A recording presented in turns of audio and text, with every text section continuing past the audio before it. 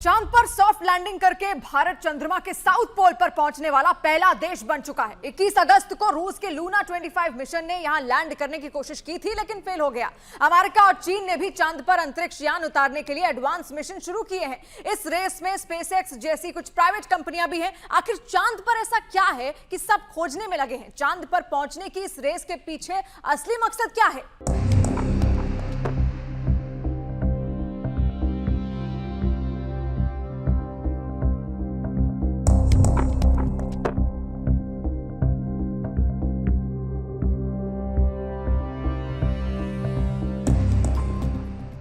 चांद, चंद्रमा, चंदा मामा, मून मिशन।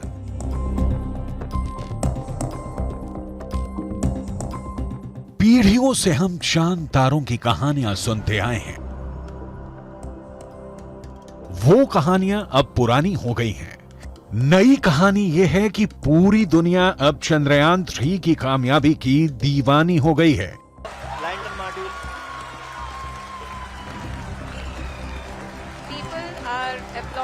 चंदा मामा बहुत दूर के हैं। अब एक दिन वो भी आएगा जब बच्चे कहा करेंगे, चंदा मामा बस एक टूर के हैं। धरती पर जन्म लेने के बाद से ही इंसान चमकते चांद को जानने में लगा है। भारत का चंद्रयान 3 इसी मिशन का सबसे ताजा पड़ाव है। मेरे प्यारे परिवारजनों, जब हम अपनी आंखों के सामने ऐसा इतिहास बनते हुए देखते हैं तो जीवन धन्य हो जाता है। ऐसी ऐतिहासिक घटनाएं राष्ट्र जीवन की चिरंजीव चेतना बन जाती है। ये पल अविस्मरणीय है। ये क्षण अभूतपूर्व है। इसरो के चंद्रयान 3 ने उस चांद को छू लिया है जो चमकता है, जो दमकता है, जिसकी चांदनी धरती के कोने कोने में रहने वाले इंसानों को लुभाती है। वो चांद रहस्यों से भरा हुआ है।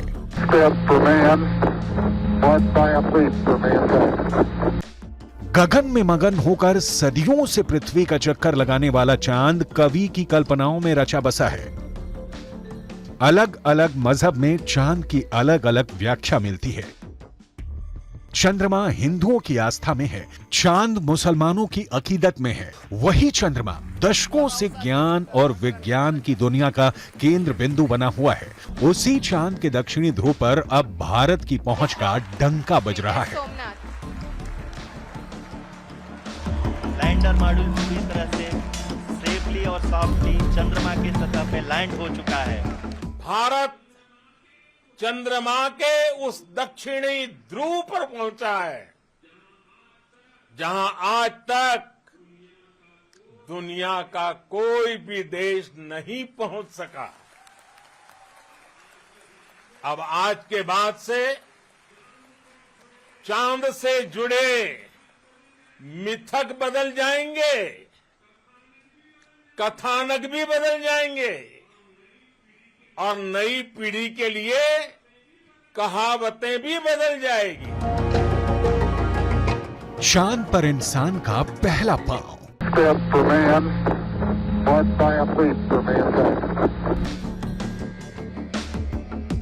चांद की सतह पर पानी की खोज और अब चांद के दक्षिणी ध्रुव पर भारत की पहुंच। जी, आपका तो नाम सोमनाथ और सोमनाथ नाम चंद्र से जुड़ा हुआ है और इसलिए आज आपके परिवारजन भी बहुत आनंदित होंगे। मेरी तरफ से आपको, आपकी पूरी टीम को बहुत बहुत बधाई और सबको मेरी तरफ से अभिनंदन कह दीजिए और हो सके उतना जल्दी मैं आप सबको रूबरू में भी बधाई दूंगा।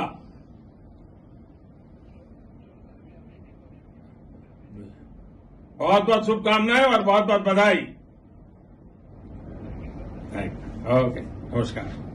चांद को समझने की जिज्ञासा इंसानों में पहले भी थी और आज भी है और आगे भी रहेगी। यही जिज्ञासा भारत के चंद्रयान मिशन का मूल आधार है। इसी जिज्ञासा को शांत करने के लिए इसरो ने चंद्रयान 3 को चांद पर भेजा है।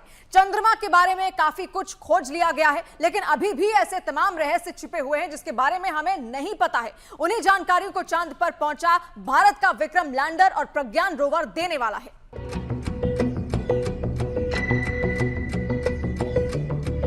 क्या ब्रह्मांड की उत्पत्ति का सनातन सत्य चांद की सतह में छिपा है? क्या चांद के धरातल का विश्लेषण ब्रह्मांड की अबूझ पहेली को सुलझाने का प्रवेश द्वार है?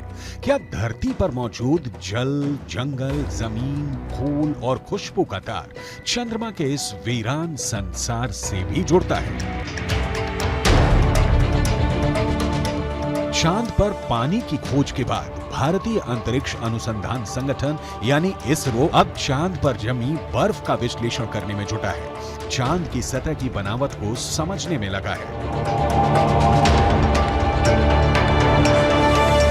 अभी तक चंद्रमा से जुड़ी कई हैरान कर देने वाली जानकारियां सामने आई हैं। दावा किया जाता है कि चंद्रमा की मिट्टी में कई तरह के खनिज हैं और यही वजह है कि चांद पर पहुंचने के लिए तमाम देशों में होड़ लगी है। चांद की सतह पर पानी होने के भी सबूत मिल चुके हैं। वैज्ञानिकों का मानना है कि चांद पर जीवन के सबूत भी मिल सकते हैं। अंतरिक्ष में चंद्रमा धरती का सबसे करीबी पड़ोसी है।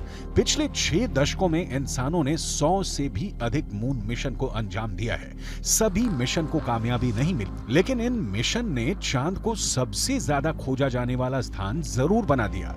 बावजूद इसके चंद्रमा हमारे लिए आज भी रहस्य बना हुआ है, क्योंकि उसके दक्षिणी छोर की पूरी सच्चाई से दुनिया अब तक अनजान है।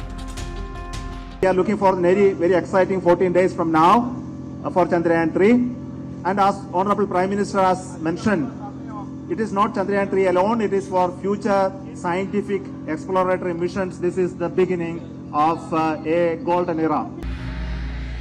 विज्ञान कहता है कि चांद पर मिट्टी है, चांद पर पानी है। सवाल है कि अगर वहां मिट्टी भी है और पानी भी है तो जिंदगानी क्यों नहीं? क्या भारत का चंद्रयान 3 इस सवाल का जवाब पता करने वाला है? चंद्रमा पृथ्वी के चारों ओर चक्कर लगाता है, लेकिन हमें चांद का एक ही हिस्सा दिखाई देता है। चांद का दूसरा हिस्सा धरती से दिखाई नहीं देता। इसे चांद की डार्क साइड कहते हैं, जिसे धरती से देखना मुमकिन नहीं है। चंद्रमा का जो हिस्सा हमें धरती से नजर नहीं आता उसे वैज्ञानिकों ने चांद का डार्क साइड नाम दिया है। इसे डार्क साइड के अलावा फार साइड भी कहा जाता है। भारत के चंद्रयान 3 मिशन का मकसद भी इसी डार्क साइड पर रोशनी डालना है। यह डार्क साइड है चंद्रमा का दक्षिणी ध्रुव, जहां चंद्रयान 3 के लैंडर ने सॉफ्ट लैंडिंग कर इतिहास रच दिया है। चंद्रयान 3 का विक्रम लैंडर चांद के दक्षिणी ध्रुव पर उतरा है। चंद्रमा का यह हिस्सा उसका सबसे ठंडा इलाका है, क्योंकि यहाँ सूरज की रोशनी बहुत कम पहुंचती है। सूरज की किरण तिरछी पड़ने की वजह से चांद के दक्षिणी ध्रुव के ज्यादातर हिस्सों पर काफी अंधेरा रहता है। यही वजह है कि यहाँ का तापमान भी काफी कम होता है। अमेरिकी स्पेस एजेंसी नासा की एक रिपोर्ट के मुताबिक दक्षिणी ध्रुव के कुछ हिस्सों पर सूरज की रोशनी आती है। जहां सूरज का प्रकाश पहुंचता है, वहां का तापमान करीब 54 डिग्री सेल्सियस रहता है। लेकिन चांद के दक्षिणी ध्रुव के ज्यादातर हिस्सों पर सूरज की रोशनी नहीं पड़ती और इस वजह से वहां का तापमान -248 डिग्री सेल्सियस तक पहुंच जाता है।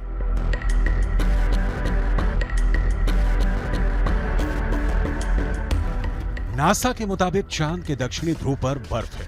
बर्फ के साथ दूसरे कई प्राकृतिक संसाधन भी हो सकते हैं। साल 1998 में नासा ने मून मिशन के तहत यह बताया था कि दक्षिणी ध्रुव पर हाइड्रोजन है। नासा का दावा है कि अधिक मात्रा में हाइड्रोजन होने की वजह से वहां बर्फ की संभावना है। इसके अलावा चांद के दक्षिणी ध्रुव पर बड़े-बड़े पहाड़ और कई गड्ढे हैं। चंद्रमा पर नजर रखने वाले वैज्ञानिकों की माने तो चांद के दक्षिणी सतह पर कई सारे गड्ढे ऐसे भी हैं जहां अरबों साल से सूरज की रोशनी नहीं पड़ी है। ऐसे में चंद्रयान 3 का चंद्रमा के ऐसे इलाके में जाना और जानकारी जुटाना अब तक के हुए सभी मून मिशन के बीच मील का पत्थर जैसा है और स्पेस साइंस की दुनिया में यह ऐसा करिश्मा है जिसे अभी तक कोई देश नहीं कर सका था। चांद के दक्षिणी ध्रुव वाले हिस्से में बड़े बड़े क्रेटर हैं जिन्हें आम बोलचाल की भाषा में गड्ढा कहा जाता है। ज्यादातर गड्ढे ऐसे हैं जहां अरबों साल से अंधेरा है। अमेरिका के नासा के मुताबिक घुप अंधेरे के बीच यहां बर्फ का जमाव हो सकता है। अंदाजा ये भी है कि चांद के दक्षिणी ध्रुव पर अरबों सालों से पानी बर्फ के रूप में जमा हो सकता है, जिसके अध्ययन से सौर मंडल से जुड़े और भी कई रहस्य खुल सकते हैं।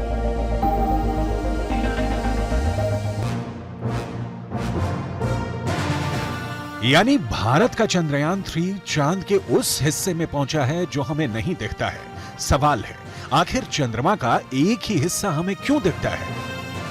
चांद खुद भी अपनी धुरी पर घूमता है और पृथ्वी के गुरुत्वाकर्षण बल के कारण चंद्रमा उसके चारों ओर चक्कर लगाता रहता है। धरती का यही गुरुत्वाकर्षण बल हमें चांद के दूसरे तरफ को देखने नहीं देता। दरअसल चांद में पृथ्वी से जुड़ा एक गुरुत्वाकर्षण केंद्र है। गुरुत्वाकर्षण केंद्र चांद के बीच में नहीं बल्कि उस हिस्से में है जो धरती की तरफ है। पृथ्वी का गुरुत्वाकर्षण बल चांद को अपनी तरफ खींचे रखता है। इसी वजह से चांद एक ही स्थिति में धरती के चारों तरफ घूमता रहता है और चंद्रमा का दूसरा हिस्सा धरती से नजर नहीं आता। धरती से 3,84,000 किलोमीटर की दूरी तय करके चांद पर पहुंचा विक्रम लैंडर चांद के उस दक्षिणी ध्रुव के तिलिस्म को तोड़ने वाला है। इसरो के मुताबिक चंद्रयान 3 के 3 अहम मकसद है। पहला, विक्रम लैंडर की चांद के दक्षिणी सतह पर सुरक्षित और सॉफ्ट लैंडिंग। दूसरा, प्रज्ञान रोवर को चांद की सतह पर चलाकर दिखाना। तीसरा, वैज्ञानिक परीक्षण करना जिसकी धमाकेदार शुरुआत हो चुकी है। चंद्रमा के रहस्यों की खोज में सबसे पहली कामयाबी 1959 में तब के सोवियत संघ को मिली थी, जो अब रूस के नाम से जाना जाता है। 12 सितंबर 1959 को धरती से लॉन्च किया गया रूस का स्पेसक्राफ्ट लूना 2 चांद की सतह से जा टकरा है। 7 बरस बाद 1966 में सोवियत संघ ने एक बार फिर चांद पर दस्तक दी। 3 फरवरी 1967 को लूना 9 चांद की सतह पर पहली बार सॉफ्ट लैंडिंग करने में कामयाब हो गया। ये वो वक्त था जब सोवियत संघ और अमेरिका के बीच शीत युद्ध चल रहा था। दोनों देशों में धरती के साथ साथ स्पेस रिसर्च को भी लेकर एक होड़ लगी थी। इस होड़ का सबसे अहम हिस्सा चांद तक पहुंचने की दौड़ थी। सोवियत संघ को पीछे छोड़ने के लिए तब अमेरिका ने इंसान को चांद तक ले जाने और सुरक्षित वापस लाने का लक्ष्य तय किया। Before this decade is out, of landing a man on the moon and returning him safely to the Earth. 1, 0, all engine running. Liftoff. We have a liftoff. 32 minutes past the hour. Liftoff on Apollo 11. America के Apollo 8 mission ने America के 3 अंतरिक्ष यात्रियों को चांद की कक्षा में पहुंचा दिया। ऐसा पहली बार था जब इंसान चांद के इतने करीब पहुंच गया था। इसके बाद वो दिन भी आया जब अमेरिका ने चांद पर इंसानों को उतार दिया। ये मिशन था अपोलो 11। अपोलो 11 के जरिए अमेरिका ने चांद तक ऐसी छलांग लगाई जिसे आज तक कोई दूसरा देश दोहरा नहीं पाया। वो छलांग थी चांद पर इंसानों का पहला कदम।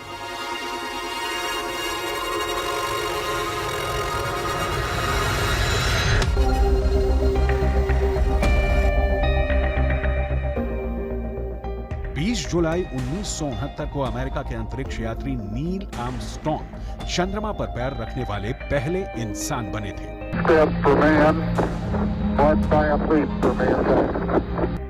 चांद पर उतरने वाला लूनर लैंडर 2 लोगों को लेकर गया था। नील आर्मस्ट्रॉन्ग के अलावा बज एल्ड्रिन भी वहां बाद में उतरे थे। अपोलो 11 मिशन ने चांद से मून रॉक्स लाकर एक अलग इतिहास रचा। अपोलो 11 मिशन के दौरान करीब 22 किलो सामान चंद्रमा से लाया गया था। इसमें तकरीबन 50 चांद के चट्टानों के टुकड़े और चांद की मिट्टी शामिल थी। चांद पर पहुंचने की स्पेस रेस आगे भी चलती रही। इस दौड़ में यूरोपियन एजेंसी, जापान, यहां तक कि चीन भी कूद पड़ा। लेकिन मून रिसर्च में अगली कामयाबी भारत को मिली। वो कामयाबी थी चांद की सतह पर पानी की खोज की। वो 2003 का साल था और नवंबर का महीना था जब भारत सरकार ने पहली बार इसरो के मून मिशन के लिए चंद्रयान 1 की मंजूरी दी। करीब 5 साल बाद 22 अक्टूबर 2008 को चंद्रयान 1 को लॉन्च किया गया था और यह 30 अगस्त 2009 तक चांद के चक्कर लगाता रहा। भारत के चंद्रयान 1 में एक खास यंत्र लगा था। इस डिवाइस का नाम था मून इंपैक्ट प्रोब यानी MIP। वो MIP ही था जिसने 14 नवंबर 2008 को चांद की सतह पर उतरकर अंतरिक्ष विज्ञान की दुनिया में भारत का दबदबा बढ़ाया और चांद तक पहुंचने वाला दुनिया का चौथा देश बन गया। इससे पहले सिर्फ अमेरिका, रूस और जापान ही ऐसा करने में कामयाब हो सके थे। इसी डिवाइस ने चांद की सतह पर पानी की खोज की।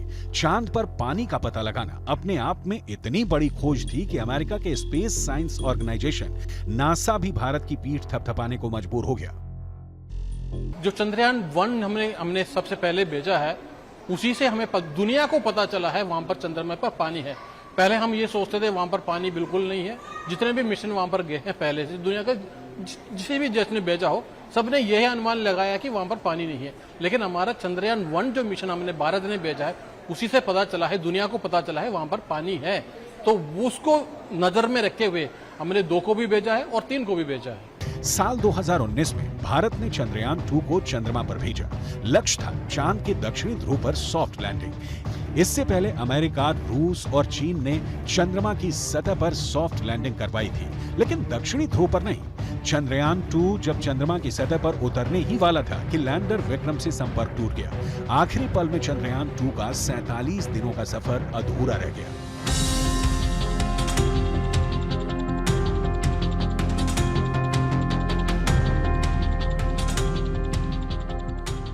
आखिरी पलों में जब विक्रम लैंडर का संपर्क टूटा तो वो चांद की सतह से सिर्फ 2.1 किलोमीटर ही दूर था।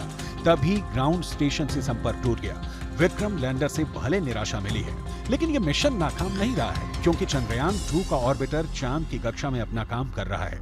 इस ऑर्बिटर में कई साइंटिफिक उपकरण हैं जो अच्छे से काम कर रहे हैं।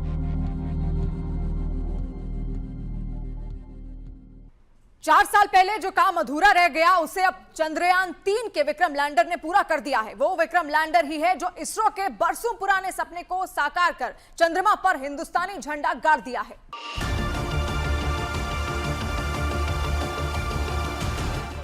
भारत का विक्रम लैंडर, विक्रम की वीर गाथा, उसके पराक्रम का यशोगान अनंत काल तक सुनाया जाएगा। इसरो श्री S सोमनाथ। लैंडर के अंदर ही रोवर होता है। रोवर लैंडर के चंद्रमा पर सफल लैंडिंग के बाद बाहर निकलता है। लैंडर से बाहर आने के बाद रोवर चंद्रमा की सतह पर शोध करने को तैयार हो जाता है। इसरो ने चंद्रयान 3 के रोवर का नाम प्रज्ञान रखा है। चंद्रयान 2 के रोवर का नाम भी प्रज्ञान था।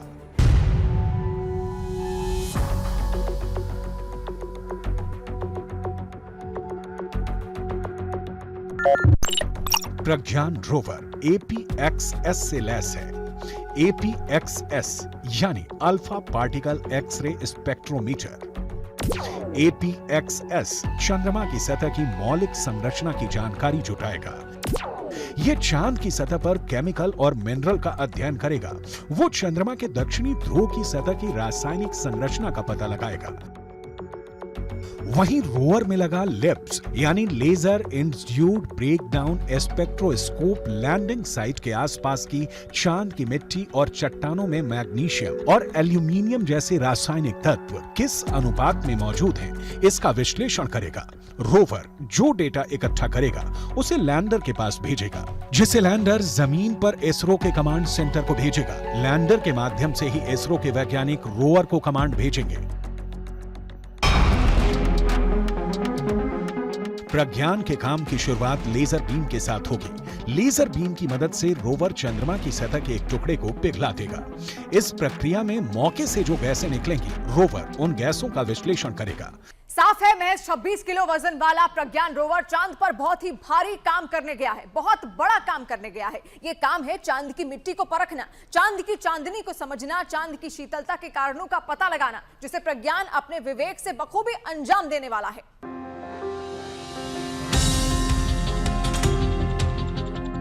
प्रज्ञान रोवर में कुल 6 पहिए लगाए गए हैं। इनमें से पिछला पहिया इस तरह डिजाइन किया गया है कि ये आगे बढ़ने पर अपने पीछे चंद्रमा की सतह पर सारनाथ में अशोक की लाट से लिया गया भारत का राष्ट्रीय चिन्ह अंकित करेगा।